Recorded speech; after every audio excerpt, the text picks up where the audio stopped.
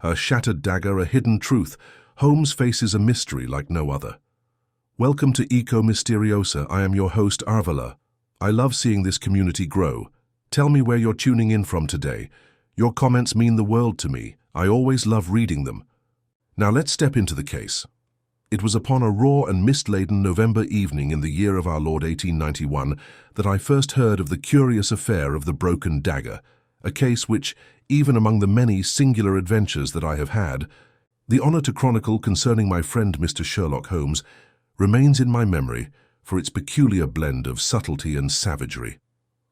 Holmes and I had been passing a quiet fortnight at Baker Street, for no matter how industrious Scotland Yard may have been, the criminal class of London had shown itself oddly subdued.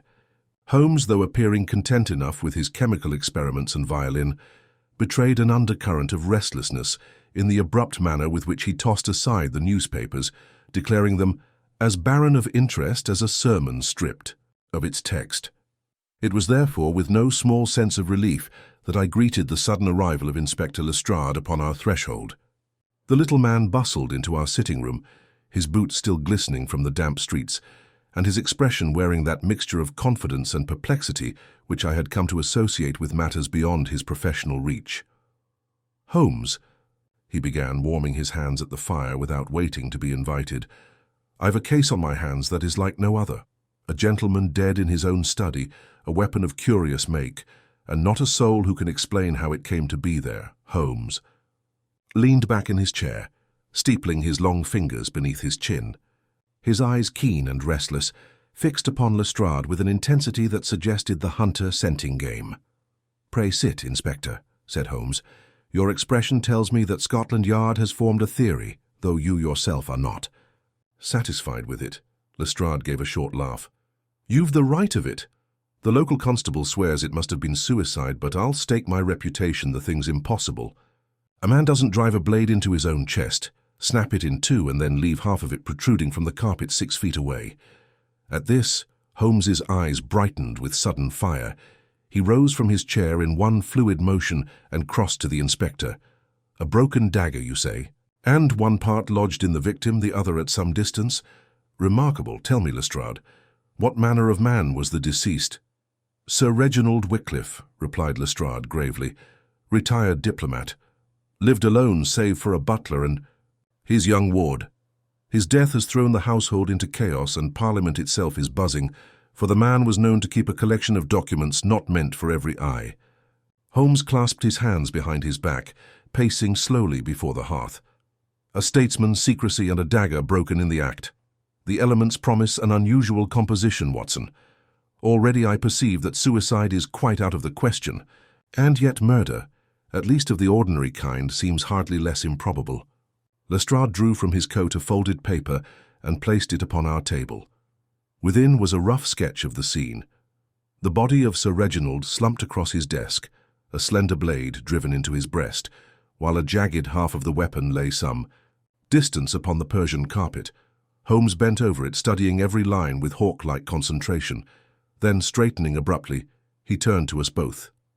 "Inspector," said he, his voice crisp with decision, "this is no common crime. Have your cab remain at the door. Dr. Watson and I shall accompany you at once to the residence of Sir Reginald Wycliffe.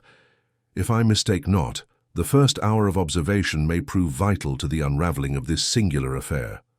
And with that, Holmes snatched up his overcoat, and casting a glance at me that spoke of the adventure ahead, strode briskly into the foggy night. Would you like me to continue with Section 2, Case Introduction, where Holmes and Watson arrive at the Wycliffe residence and Holmes makes his first deductions from seemingly trivial details? The cab rattled through the dripping streets, the lamps casting faint halos in the thick London fog that pressed against the glass. Holmes sat opposite me, his long frame hunched slightly forward, hands clasped in that characteristic pose of intense thought. His eyes were half closed, yet I could see the alertness beneath them, a hunter listening for the faintest stir in the brush. Lestrade, seated beside me, fidgeted with his gloves, plainly eager to unburden himself further. "You will see for yourself, Mr. Holmes," said he, "but I tell you it is as strange a business as ever I encountered. The butler discovered the body at 7:30 last evening. He swears Sir Reginald had been in good health and no worse temper than usual when he carried in the tray. Less than an hour later, he returned to find his master collapsed across the desk, the dagger buried deep and, most curious of all, that fragment lying across the carpet as though flung aside. Holmes stirred. And the weapon itself? What? Do you know of it? An Eastern blade, so the butler believes, a curved, narrow thing, not unlike a ceremonial dagger, but I've not the training to say for certain. Sir Reginald was fond of collecting oddments from abroad. Could have been from his time in Constantinople, for all I know. A relic, perhaps, pressed into more sinister use, Holmes murmured. And the wound? Straight to the heart. The doctor who examined him swears death was instantaneous. The oddity is how the weapon snapped. It was of steel, not glass. A man could not easily break it, even in struggle. Holmes's eyes opened fully now, gleaming with quickened curiosity. You are correct, Lestrade. The physics alone defy the notion of self-destruction. The blade must have met some resistance unnatural to ordinary flesh and bone. I shall want to see it, both portions if they have been preserved. We jolted to a halt before a tall, sombre house on Cavendish Square. A single lamp burned dimly in the upper window, throwing a pale beam into the damp night air. As we stepped from the cab, the butler, a grave-faced fellow of advanced years, opened the door at once, his manner betraying both grief and a measure of relief at our arrival. "This way, gentlemen," said Lestrade, leading us through a silent hall into the late Sir Reginald's study. The room was of ample size, lined with bookshelves and littered with curiosities of foreign travel, brass, fidels, lacquered boxes and framed parchments inscribed in unfamiliar tongues. Upon the great oak desk lay a sprawl of papers disturbed by the violent collapse of the victim, whose body had already been removed. Still, the air of tragedy lingered heavily. Holmes paused on the threshold, his gaze sweeping across every corner, before he advanced.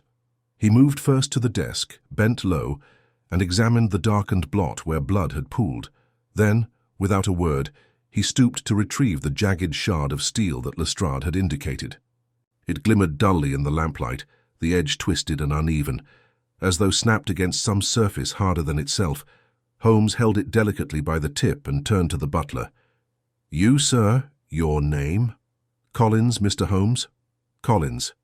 When you discovered your master, what was his position precisely? Spare no detail." The man swallowed. "He was slumped forward, sir. His right hand clutched upon some papers, his left hanging down. The hilt of the dagger was still lodged in him. I near fainted at the sight." "Ah, and you touched nothing?" "Only the bell rope, sir, to summon aid." Holmes nodded approvingly and bent again, this time inspecting the thick Persian rug where the second fragment had lain.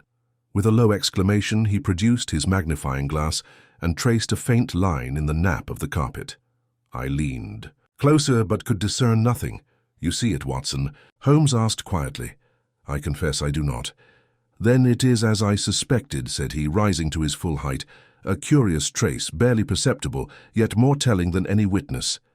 His eyes burned with sudden triumph, though he offered no explanation. Instead, he turned to Lestrade. "You spoke of a ward in this house. Where is she?" "In her chamber," Lestrade replied. "A young lady of perhaps 20, niece to the deceased, frightened half out of her wits. She insists she heard nothing until the alarm was raised." Holmes tapped his chin thoughtfully. "We shall speak with her presently. But first, Collins, fetch me the dagger's hilt, the one still lodged in Sir Reginald.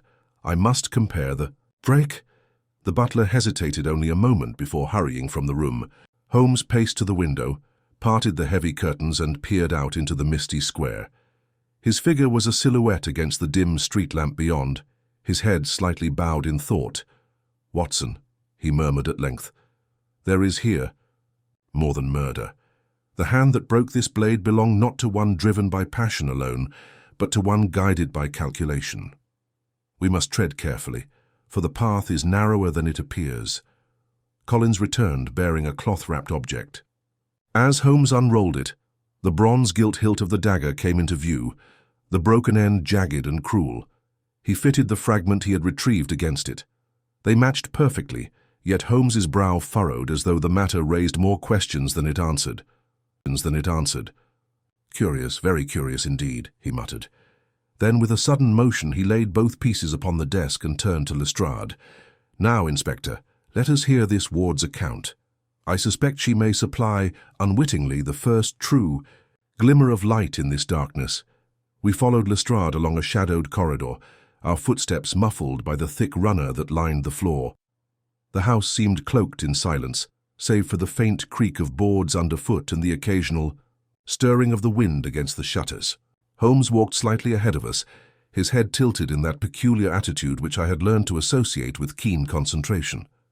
At last we halted before a door half ajar, through which a dim light filtered. Within, seated by a small writing desk, was a young lady in mourning black.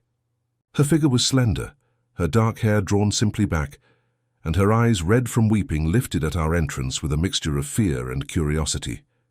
She rose at once. "This is Miss Clara Wycliffe," Lestrade announced with a gentleness unusual to his brusque manner. "Sir Reginald's niece and ward." Holmes inclined his head. "Pray be seated, Miss Wycliffe. I shall trespass upon your grief only for such time as is absolutely necessary." She obeyed, clasping her hands tightly in her lap. "I know you are here about my uncle's death," she said softly. "Inspector Lestrade has told me. But I can be of little help, for I heard nothing at all." Holmes's voice was mild, but his gaze was fixed upon her with hawk-like intensity. "No cry, no sound of struggle?" "None. I was in my chamber, reading. When Collins called out, I thought the house was aflame. I rushed into the corridor and found the servants in dismay. Only then did I learn what had happened." Holmes bent forward slightly. "And your uncle, how was his mood in these last days? Did he show signs of anxiety, or was he engaged in some matter that pressed heavily upon him?" A flicker crossed her face, but she hesitated. "He was preoccupied, perhaps. I thought it merely the affairs of state which often troubled him. He kept much to his study, sorting papers and writing letters late into the night. He received few visitors, though there was one—" She stopped abruptly, her eyes darting toward Lestrade. "Pray continue," Holmes urged gently.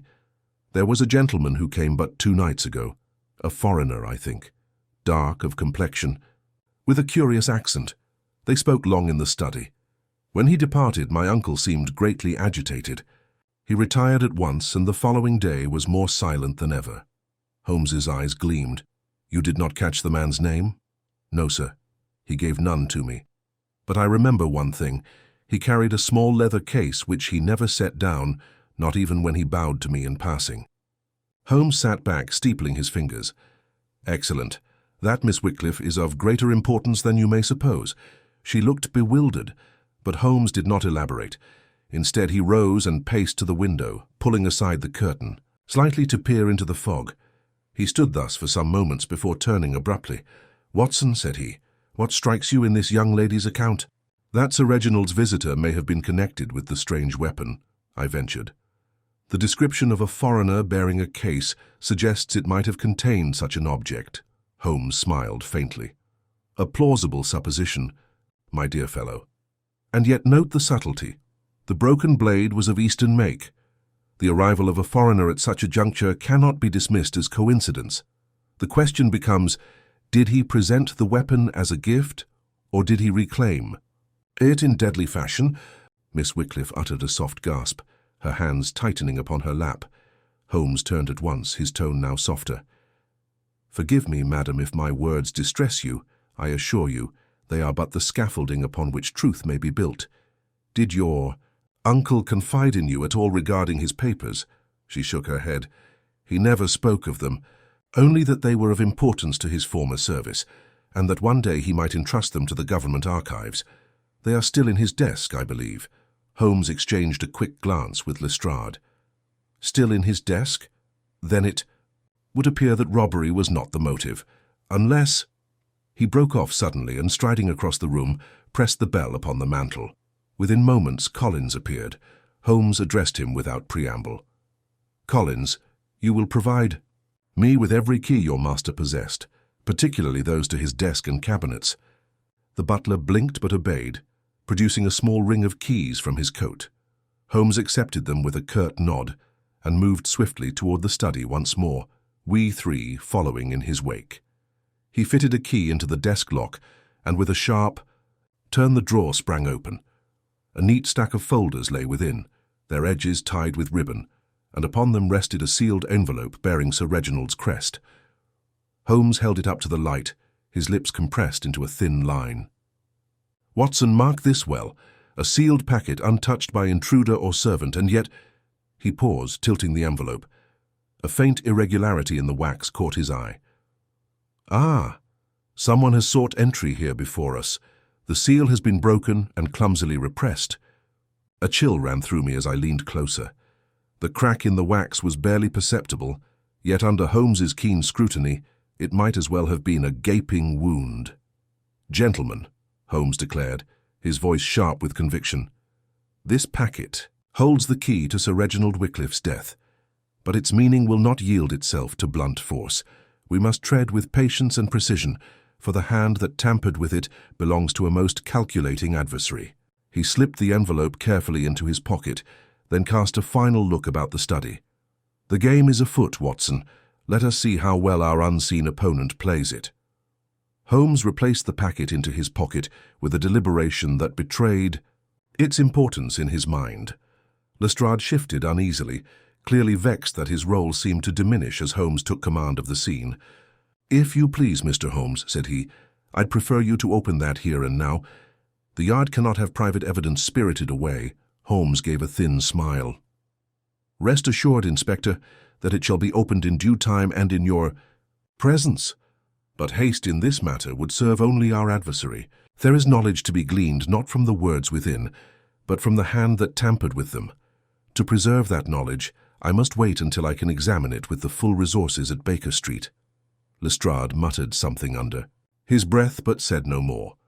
Holmes, meanwhile, had resumed his study of the room. He moved with swift, bird-like motions, pausing to examine the corners of the desk, the arrangement of papers, the alignment of a chair.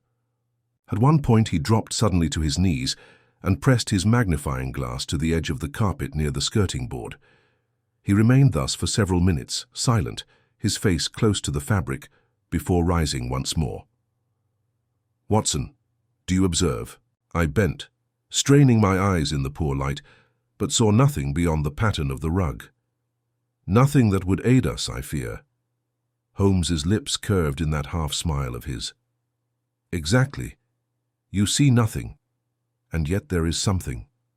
Something so slight it escapes the untrained eye. Fibers disturbed, faint traces of soil pressed into the nap. The intruder knelt here, Watson, and not idly. He sought the very drawer we have just inspected. He found it locked, forced the seal, and restored it with care sufficient to deceive all but the most scrupulous observer. But why then leave the documents untouched?" "Perhaps he was interrupted," I suggested. "Perhaps," said Holmes. His gaze flicked to Lestrade. "You will inquire, Inspector, whether any stranger was observed entering or leaving this house within the last 2 days. Collins, too, must be pressed as to the habits of the staff. Even the most loyal servant may admit to small lapses that prove crucial." Lestrade scribbled a note, still wearing a doubtful frown. Holmes returned to the desk and handled the broken dagger once more. He held the hilt and fragment together, pressing the jagged ends against one another, then tapped the metal lightly against the wood of the desk. "Curious," he murmured. "It is no ordinary steel. See how it resists even now. Such a blade should not fracture under human strength. It met resistance more unyielding than bone." He raised his eyes suddenly. "Watson, what does that suggest to you?" "That it struck something concealed upon the victim's person." Holmes nodded gravely. "Yes, perhaps a case or a hard-bound volume. Sir Reginald may have held something against his chest at the moment of the blow, and in so doing, changed the very course of the weapon."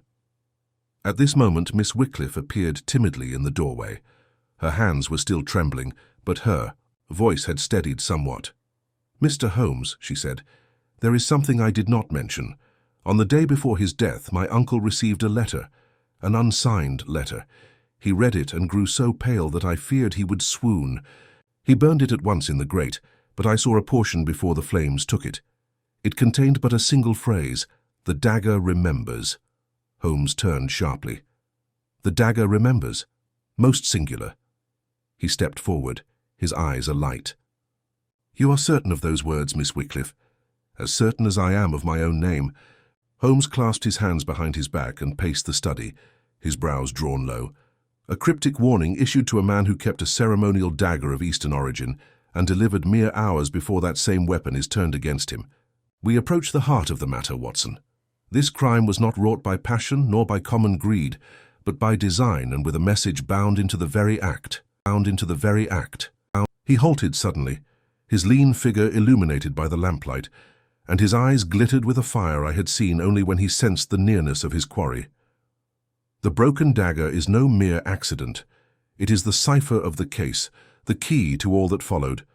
And I swear to you both, before another day has passed, we shall know the meaning of those ominous words. The words hung in the air like a spectre, and for a moment none of us spoke. Holmes's gaze had grown distant, fixed not upon the people in the room, but upon some inner landscape where he alone walked. At last he stirred, drawing his cloak tighter about his shoulders. "Inspector," he said abruptly, "you will station a constable at this house. No one enters or leaves without your authority. There is more afoot here than a single death, and I would not have our adversary know how near we stand to him." Lestrade bristled at the tone, but gave a curt nod. "Very well, Holmes, but you'll allow me to make my own inquiries too. I'll have the neighbours questioned before dawn." Holmes appeared not to hear him. He turned instead to Miss Wycliffe. "You are to retire, madam. Rest if you can. Above all, speak of what you told us to no one. Your recollection of that letter may prove the very thread upon which the whole tapestry hangs." The young lady inclined her head, her pale face composed despite the tremor of her lips, and withdrew. Holmes stood silent until the door closed behind her, then spoke swiftly. "Watson, the hour grows late, but the trail is warm. We must return to Baker Street at once. There are matters here that can only be resolved with experiment and reflection." We took our leave, and once more the fog-wrapped cab bore us through the sleeping city. Holmes sat rigid, his fingers drumming a rapid tattoo upon the seat. I ventured to ask what he made of the phrase, but he merely muttered, "Patience, Watson. The dagger remembers. What can steel recall save the hand that wielded it?" Then he fell into silence, his features sharp against the faint glow of passing lamps. At Baker Street he wasted no time. By the fire he spread the packet taken from Wycliffe's desk, adjusting his lens to examine the tampered seal. He handled it with the care of a surgeon probing a wound, tilting it this way and that, until a faint impression became visible. He uttered a satisfied grunt. As I thought, a trace of foreign gum. Whoever resealed this envelope lacked access to the English variety. He used a resin of Levantine origin, common enough in the bazaars of the East. He laid the packet aside and reached for the fragments of the dagger. With a deftness born of long practice, he scraped gently at the broken edge, collecting a dusting of particles, which he dropped into a small glass vial. He heated this over a spirit lamp, and a sharp, acrid smell rose in the room. "Observe, Watson. The fracture bears not only steel, but traces of lacquer. Our weapon struck something that had been coated, something hard, with a finish alien to bone or flesh. What object did Sir Reginald clutch that could both break a blade and yet vanish from the scene?" Before I could reply, a knock came at the door. Mrs. Hudson entered, bearing a telegram upon a tray. Holmes seized it eagerly, tore it open, and scanned the message. His eyes narrowed, and a rare smile tugged at his lips. "Excellent. Lestrade moves with commendable speed for once. Our foreign visitor has been identified.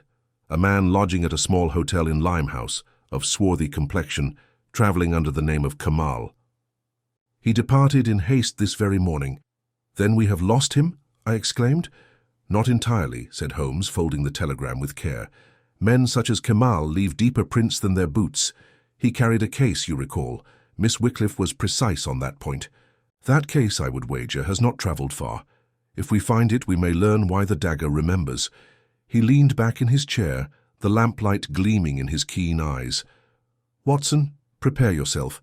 Tomorrow we pay a visit to Limehouse, where the fog of London mingles with the smoke of the Orient. There, among sailors and traders, our adversary's trail will either vanish forever or lead us straight to the heart of this mystery." The morning broke grey and sullen, with a drizzle that clung to every surface like a veil. Holmes was already astir when I descended, his lean form bent over maps of the East End spread across the breakfast table, a half-finished cup of coffee forgotten at his elbow. He greeted me with a curt nod and tapped the district of Limehouse with his long finger. Here, Watson, lies the intersection of two worlds, the docks of London and the mysteries of the Levant. If our visitor Kamal indeed lodged there, we must tread with care. Limehouse is a labyrinth where tongues and tempers are equally foreign. We set out by hansom, the wheels splashing through puddles as we crossed the city. The fog clung thicker as we drew near the river, mingling with the tang of salt and coal. Holmes, silent for much of the journey, grew restless as we entered the narrow streets, his eyes darting from signboard to shopfront as if each might yield a clue. At last we reached the modest establishment named in Lestrade's telegram, the E. Crown and Sceptre, a dingy inn whose sign creaked mournfully in the damp air. Holmes entered without hesitation, I at his heels. The landlord, a portly man with a red nose and suspicious eyes, eyed us warily as we approached the counter. A room was taken here by a man calling himself Kemal, Holmes said in his brisk, authoritative manner. Dark of complexion, carried a leather case. When did he depart? The landlord shrugged, feigning ignorance.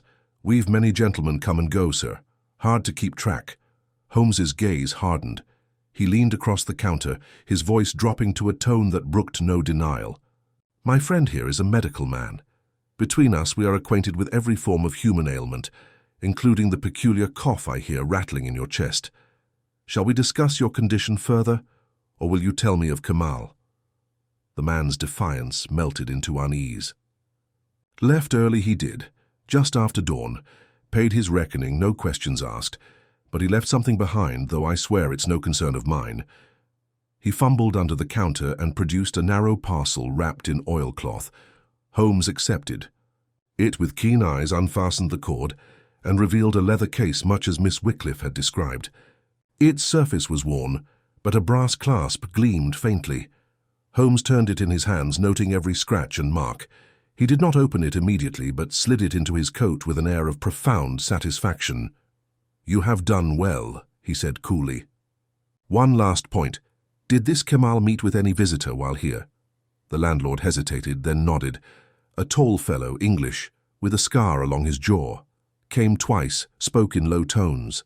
They left together last night, but Kemal returned alone. Holmes exchanged a glance with me, his expression sharpening. Watson, the plot thickens. Our foreign emissary is not the sole player in this drama. There is a native hand guiding the blade. He settled the matter with a coin upon the counter and swept us back into the street. Once we were clear of the inn, he drew a deep breath of the fog-heavy air. The case, Watson, is more than a vessel for trinkets.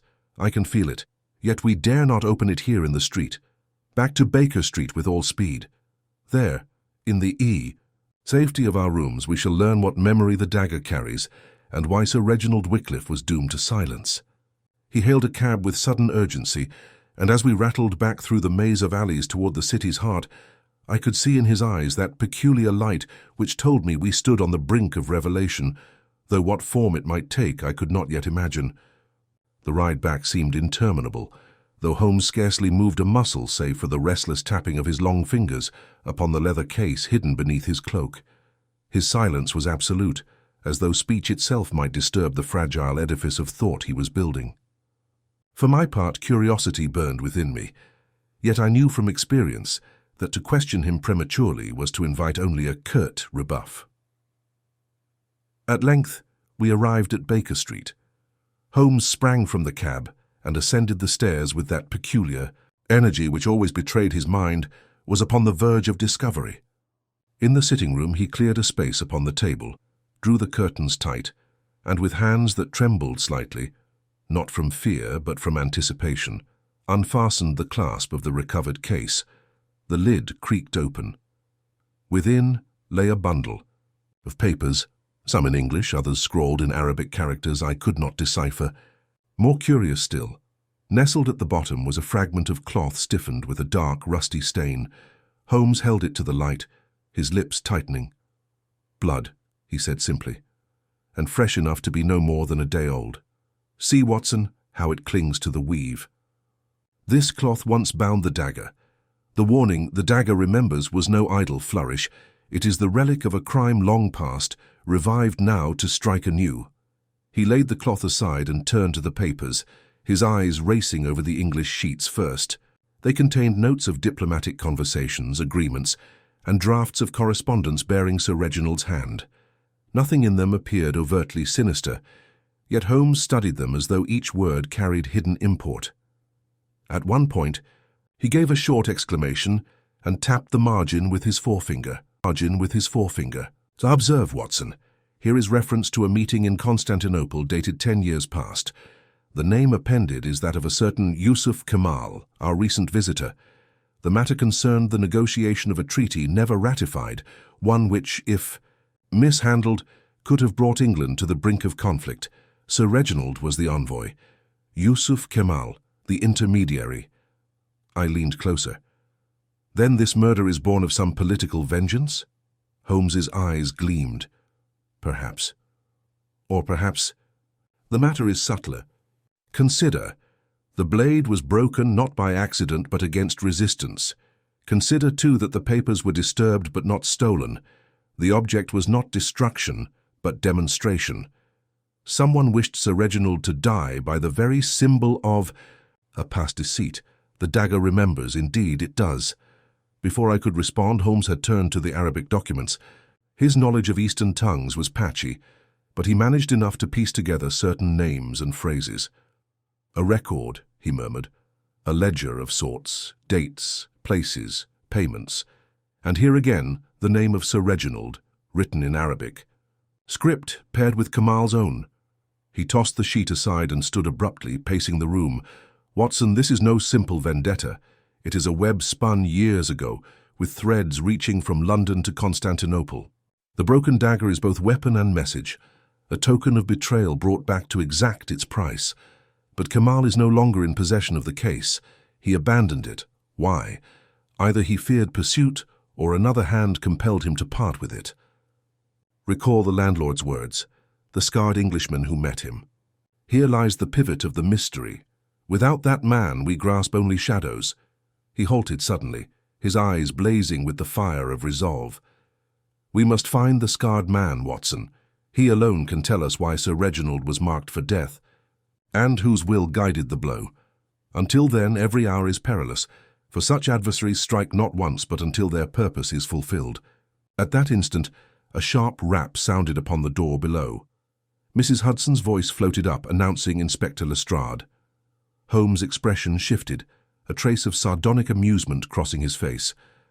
Our faithful ally arrives, doubtless, convinced the case is at an end. Let us see if he is prepared to tread deeper waters. Moments later, Lestrade bustled in, his expression both triumphant and wary. Holmes, I have news. Kemal has been taken. Picked up at the docks while trying to book passage to the continent. He is under guard even now. Holmes' eyes flashed, but instead of satisfaction, his features grew graver still. Then, my dear Lestrade, we are in greater danger than ever. For if Kemal is captured and yet the dagger remembers, it means the true hand remains at liberty and will not hesitate to strike again. Lestrade's announcement seemed to fill the room with a premature air of triumph, yet Holmes's countenance remained drawn and intent, his gaze fixed upon the inspector, as though he were a specimen under the microscope. You say Kemal was seized at the docks? Holmes asked quietly. Indeed, Lestrade replied, puffing out his chest. Caught with a trunk half packed and his papers in order. He meant to flee to the continent, but we stopped him in time. A guilty man, if ever I saw. One? Holmes inclined his head, a faint smile playing about his lips. Guilty, perhaps, of some things, Lestrade, but not of murder. The true assassin walks free while you pin your hopes upon this poor foreigner. Still, the capture may serve us, if handled with tact. Tell me, did he resist arrest? Barely spoke a word, Lestrade said, shrugging. Sullen as an oyster. We'll pry him open soon enough. Holmes's fingers drummed against the tabletop. Watson, you will accompany me to the yard. I must have a few words with Yusuf Kemal before the net closes too tightly about him. Lestrade, see that I am granted. Access and in private. This man's silence may yield more to a careful touch than to your usual battering-ram methods. An hour later, We were conducted into a stark chamber at Scotland Yard. Kamal sat upon a wooden chair, his wrists bound loosely before him. His dark eyes rose as we entered, and for an instant I saw both fear and a kind of weary resignation flicker across his features. Holmes closed the door firmly, then approached with a slow, deliberate step. "You left your case behind," Holmes began without preamble. "An unwise move, for it contained matters of deep consequence. And yet I think you did not part with it willingly. Tell me, Kemal, who was the Englishman with the scar?" The prisoner flinched, his lips tightening. For a moment he seemed about to speak, then his gaze dropped and he muttered something in his native tongue. Holmes crouched swiftly so that their eyes met. "You are hunted, Kemal, as surely as Sir Reginald was. The scarred man plays you as he plays Scotland Yard, one against the other. If you remain silent, you will bear the guilt of a crime not your own, while he slips further from reach. But if you tell me the truth, I may yet preserve your life." A long silence followed, broken only by the faint creak of the chair as Kemal shifted. At last, in halting English, he whispered, "The scarred man, his name is Mallory. He was once in your service. Soldier. He hates Sir Reginald. He said the dagger must speak again." Holmes's eyes gleamed with sudden recognition, though he concealed it behind a mask of calm. "Mallory," he murmured. "So the hound bares his teeth at last." Before more could be said, the door burst open and Lestrade re-entered, his face flushed. "Holmes, bad news. Sir Reginald's secretary, Mr. Fenton, has just been found in his lodgings, dead, stabbed clean through." Holmes rose to his full height, his expression grim. "The game quickens, Watson. Mallory wastes no time. Each death tightens the circle, and if we do not outpace him, we may find the dagger remembers us as well." Holmes wasted no time in demanding the particulars of Fenton's death. Lestrade, somewhat breathless from his hurried return, reported that the secretary had been discovered by his landlady scarcely half an hour earlier. He had not cried out, and no neighbors had seen a stranger enter.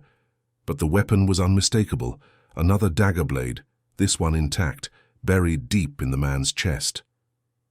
Holmes' expression darkened as he listened. "The hand grows bolder," he muttered. "First Sir Reginald, struck down in his own chamber.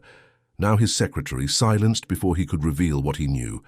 Mallory moves like a shadow across London, and yet he leaves a trail as plain as chalk to any who care to see it." We hurried at once to Fenton's lodgings in Bloomsbury.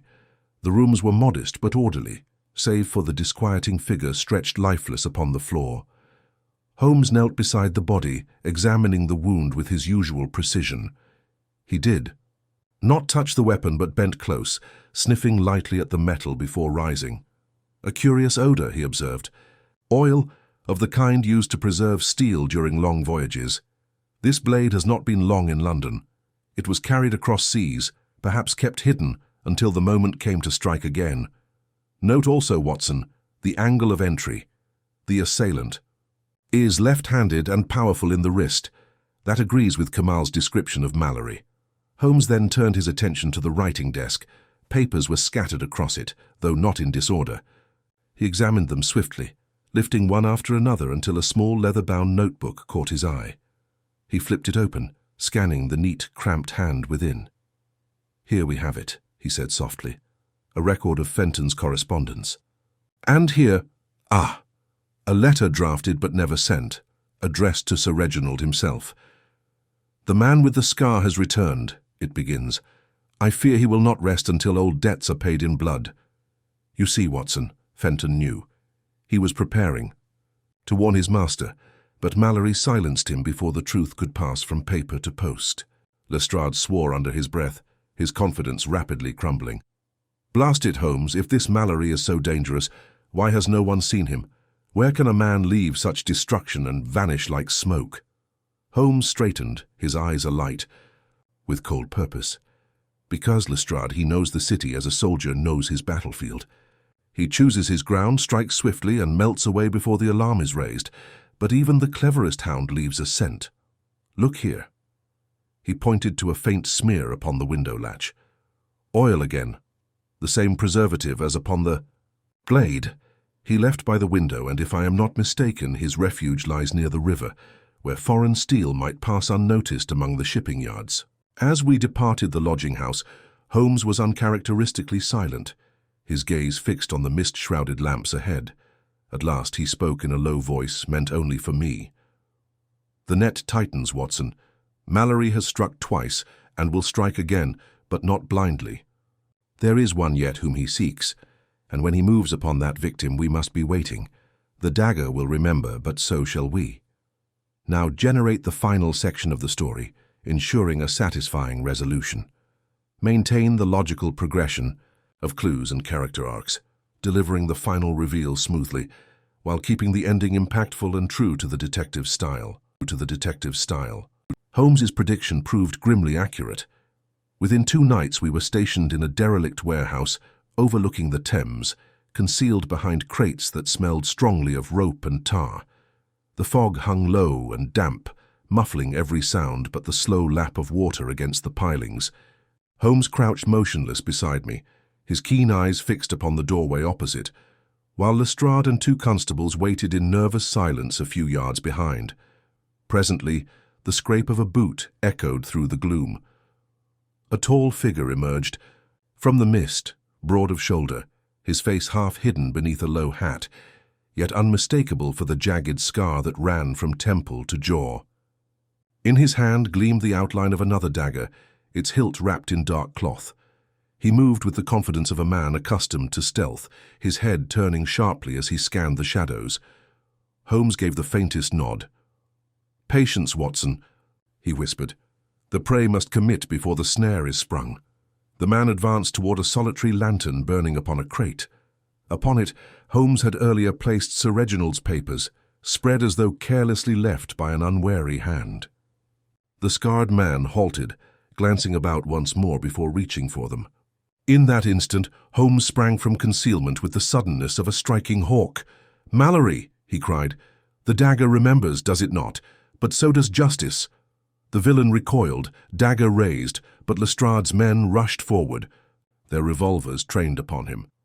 For a heartbeat it seemed he might hurl himself into combat, yet his eyes, wild with fury, shifted from Holmes to the constables, and at last he let the weapon fall with a clatter. He was bound in moments, snarling curses in a voice hoarse with long-nursed hatred. Later, in the warmth of Baker Street, Holmes recounted the tale with his usual precision. "Mallory served with distinction abroad," he explained, "but betrayed his country for personal gain, selling secrets during the failed Constantinople mission. Sir Reginald uncovered the treachery, yet concealed it for political expediency, allowing Mallory to slip into obscurity. Fenton knew the truth as well, but kept silent out of loyalty. Only Kemal, caught between 2 worlds, preserved the record in his possession. Mallory feared exposure, and sought to erase all who might remember, using the very dagger once employed in his Eastern dealings, a symbol and a signature in one. His attempt to retrieve the incriminating papers led him here, where he imagined himself the hunter. Alas, the hunter became the quarry. Watson could not help but express his admiration. "And the broken dagger, Holmes. Why shatter it?" Holmes's eyes gleamed. "A theatrical flourish, my dear fellow. Mallory intended each strike to recall the past betrayal, the fracture of trust, and to terrify his victims with its grim symbolism. Such men often cloak their crimes in drama. But drama, Watson, is ever the betrayer of true intent." Lestrade, though reluctant to admit his misjudgment, acknowledged Holmes's indispensable part in the capture. "Well, Mr. Holmes," he said, "you've spared us no end of trouble. Scotland Yard will see this villain faces the noose." When at last the door closed behind him, I remarked upon Holmes's unruffled manner. He only smiled faintly, lighting his pipe. "It is enough that the truth is revealed, Watson. Mallory was but one of many shadows cast by politics and ambition. I merely held up the lantern. The rest," he waved his hand dismissively, "was inevitable." And so another case drew to its close, leaving me once more astonished at the clarity with which my friend pierced the darkness that confounds ordinary men. Long after the embers dimmed, I remained awake, haunted less by the villain's scarred visage than by Holmes's quiet words. That where ambition and betrayal meet, daggers are never far behind, never